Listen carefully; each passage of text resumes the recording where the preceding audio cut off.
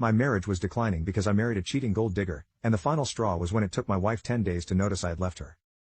I, M35, was married to my wife, F35, for 8 years. I've always been the nerdy type. Smart, good grades, but never popular. I am from a very well-off family. Due to my grandparents' inheritance and some smart investments my parents did, I did not have to go to college or work and still have a comfortable life. But I love what I did. I met my wife my first year in college. She was in my class and was looking for a tutor. She was a scholarship kid. We spent more and more time together. But never in the weekend. I wasn't the outgoing type and she would still go out on the weekend. After a while we started going on dates, and after I graduated we got married.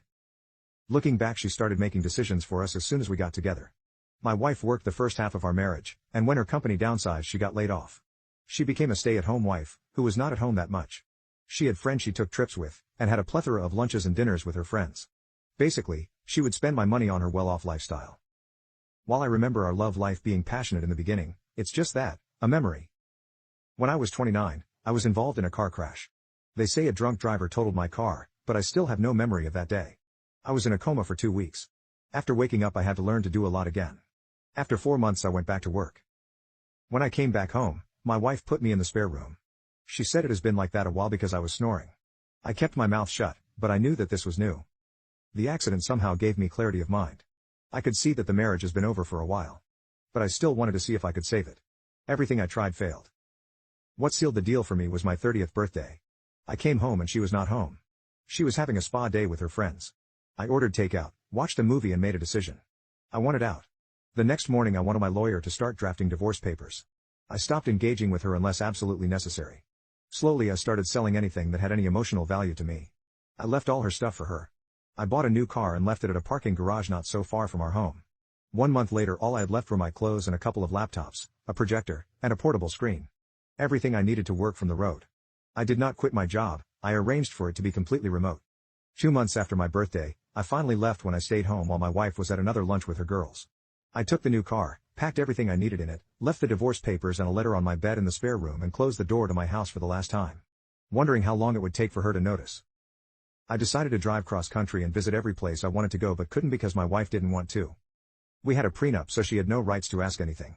In the letter I explained I told her I was leaving and I would leave her the house and the car and would pay us some every month for exactly a year after that she was on her own. In my own stupidity I forgot to mention why I was leaving. This would work out in my favor. 10 days after I left I got a text from my wife asking me where I was and if this was a joke. She called me but I didn't pick up. I never pick up the phone while driving. I had an automated text send that said I'm driving and will call back later. She sent me text after text after text. That night I stopped in a motel and decided to read the texts before calling her back. First she was asking if this was a joke, then asking when will I come back, then begging me to come back, not knowing why I left, and then she said something. She was sorry and it didn't mean anything and she will cut him off. She was having an affair. Something I never suspected. I called her cell phone and she was at her parents'. She started yelling at me and I hung up. I waited 1 minute and called back. She started yelling again and I hung up again. I waited 2 minutes and called back again. This time she wasn't yelling and I started talking. I told her that she was going to let me talk first and after I said what I needed to say and then she could ask questions. I told her why I left. We were married but living like roommates, not even roommates because they at least acknowledge each other. I don't remember the last time we had a conversation. The last time we did something together. I didn't remember the last time we banged, but I know it was before the accident. I told her that for a month before leaving I stopped talking and sold everything I had in the house and she didn't even notice.